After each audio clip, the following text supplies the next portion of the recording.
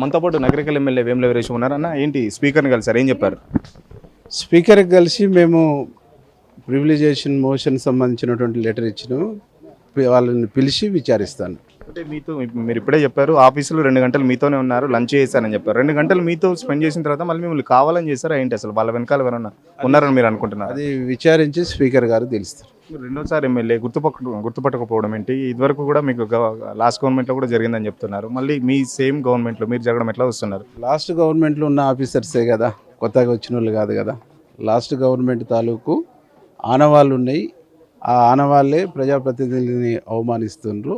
దాన్ని సరిచేయాలి, సవరించాలి, మాట్లాడాలని చెప్పేసి కోరటం జరిగింది. ఎందుకు ఒక వేముల వీరేశం ఎందుకే టార్గెట్ చేస్తున్నారు నల్గొండకు సంబంధించి? వేముల వీరేశం అనేటువంటిది కాదు, నగరికల్ ఎమ్మెల్యే అనేటువంటి వ్యక్తికి జరిగింది.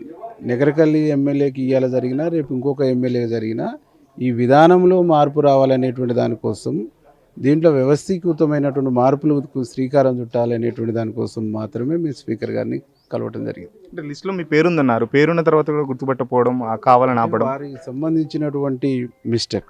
దానికి ప్రభుత్వానికో ఇక్కడ ఉండేటువంటి ముఖ్యమంత్రికో సంబంధం లేదు. అక్కడ ఉండేటువంటి ఆఫీసర్స్ చేసినటువంటి తప్పులు, ఆ ఆఫీసర్స్ తప్పుల్ని సరిచేయాల్సినటువంటి బాధ్యత మాకు పెద్దగా స్పీకర్ గారు ఉన్నారు.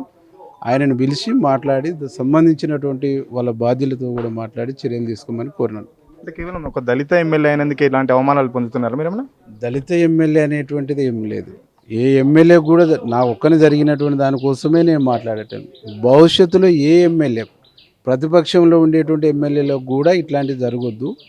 అట్లాంటి మైండ్ సెట్ ఉండేటువంటి ఆఫీసర్స్ ఎవరు అవుతుండ్రో, ఒకరిని ఇద్దరిని మందలిస్తే ఇంకొక ఆఫీసర్ సరి అవుతారు అనేటువంటి ఒక కాన్సెప్ట్తోనే మేము ఇది చేసాం. ఎందుకు మీరు అందరితో బాగానే ఉంటారు, ఉత్తమ్ రెడ్డి, కోమటిరెడ్డి అందరితో బాగానే ఉంటారు, మరి ఎక్కడ చేయడింది అంటారు ఈ ఆఫీసులకు సంబంధించి? ఇది ఉత్తమ్ కుమార్ రెడ్డి గారి సమస్యనో కోమటిరెడ్డి గారి సమస్యనో కాదు. అక్కడ ఉండేటువంటి డీసీపీ, ఏసీపీ, సిపి, నగరికల్ ఎమ్మెల్యేకి సంబంధించినటువంటి అంశం మాత్రమే. ఇది వారికి సంబంధించిన అంశం కాదు. ఇది నాకు వారికి జరిగినటువంటి అంశం. అది జరుగుతున్నప్పుడు వాళ్ళిద్దరూ ఎవరు కూడా అక్కడ లేరు. కాబట్టి వీళ్ళు చేసినటువంటి తప్పిదాన్ని మాత్రమే మేము ఎత్తి చూపిస్తున్నాం.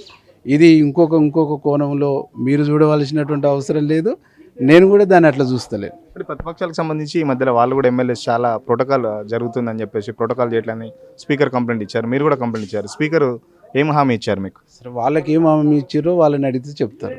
నాకు ఇచ్చినటువంటి హామీ అయితే పిలుస్తాను, మాట్లాడతాను, విచారిస్తాను అన్నాడు. ఆ నమ్మకం, విశ్వాసం నాకుంది. అంటే మీ డిమాండ్ ఏంటి? మీకు అవమానించిన డీసీపీ, ఏసీపీలపై చర్య తీసుకోవాలా, లేకపోతే ఓన్లీ కానిస్టేబుల్కి షోకాజ్ ఇచ్చారని చెప్పి మీరే చెప్తున్నారు? కానిస్టేబుల్కి సంబంధించినటువంటి షోకాజ్ ఇవ్వద్దు, వాళ్ళని బలి చేయొద్దు అనేది నా డిమాండ్.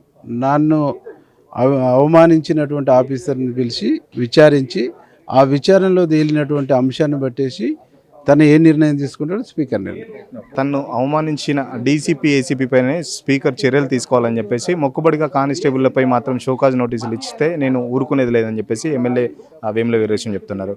ఇది ఎలాంటి రాజకీయాలకు సంబంధం లేకుండా కేవలం డీసీపీ, ఏసీపీలు కావాలని చేశారని చెప్పేసి ఎమ్మెల్యే వేముల వీరేశం చెప్తున్న పరిస్థితి. కెమెరా పర్సన్ రాజుతో సురేష్, సిగ్నల్ టీవీ, హైదరాబాద్.